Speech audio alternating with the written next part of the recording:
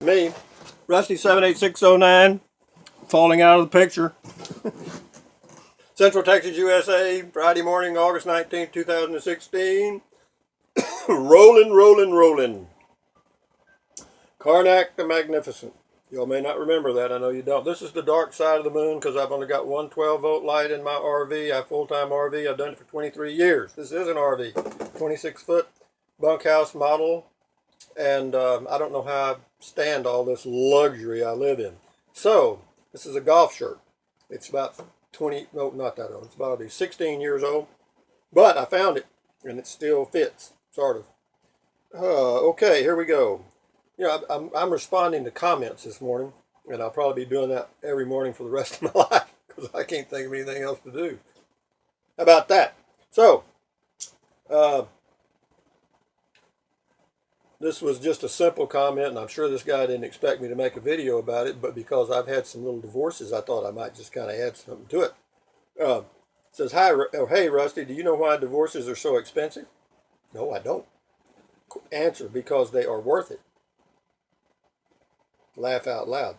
Anyway, as to divorces, I could almost probably be a divorce attorney, even though I'm not. I've been married and divorced 3 times. Or more. Anyway, what a lot of people don't realize whenever they're dating and fooling around and all that sort of thing, male and female, is, you know, if they get married, that's a contract. I mean, a marriage contract is a legal binding document. A lot of people don't realize that. And I don't care if you get a prenuptial agreement that's made by the best attorney in the world. That little thing will be, the other attorney's going to shoot holes in it in the courthouse, and you're not going to gain a thing. Well, you may gain a little leverage because at least you've got something that shows that there was some forethought about assets prior to the marriage. But what happens is, in Texas, I'll speak for Texas, I can't speak for other states. Texas is what's called a community property state. And what that means is after you get married, from that point forward, everything, assets are community property. That means 50-50, supposedly. It ends up being 90-10, but we'll get to that later. So what happens is, if you get married, or if you're fixing to get married, if you have, let's say you have a lot of, say you've got something you inherited $1 million, okay? You need to keep that separate property in a separate account, because if you commingle that with your community assets, then it loses its separate identity and it becomes community property. I found that out the hard way. So then you go into the courthouse and Betty Sue, that lovely thing that you married, decides she hates your guts, okay? And she's going to go after that inheritance. And guess what her attorney will do? She'll come right after it too. And then the judge will say, well, yeah,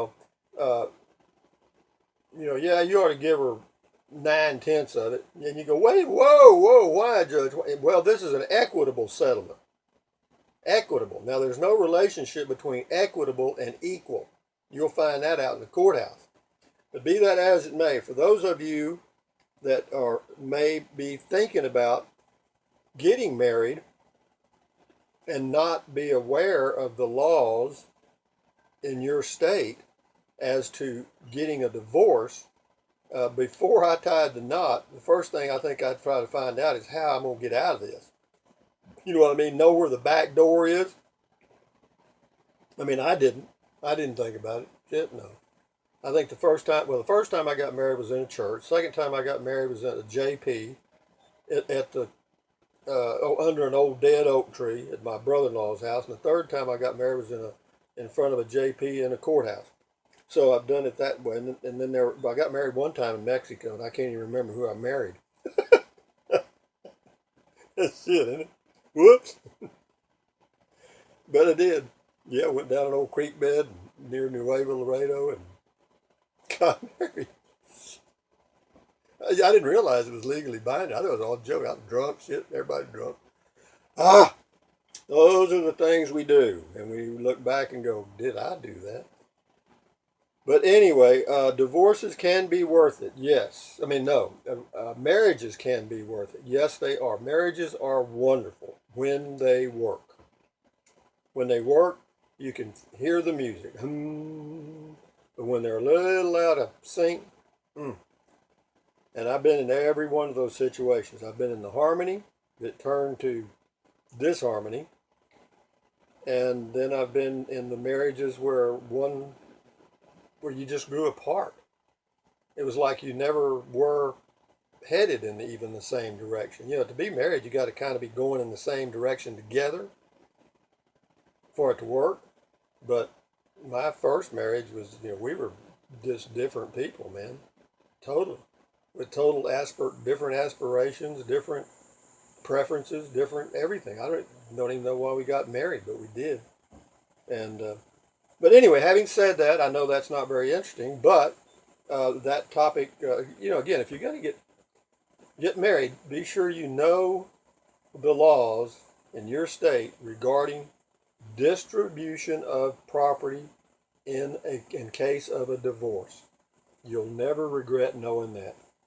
Even though it may never come up, you need to know kind of what's going to happen if your wife or the husband, either way, decides that either he likes Betty Sue better than you or you like Bubba better than him. Doesn't matter. Just need to know that. But having said that, thumbs up, carpe diem, adios, bye bye, and I'm getting good at that shit, ain't I? Okay, and y'all enjoy your day. Bye bye.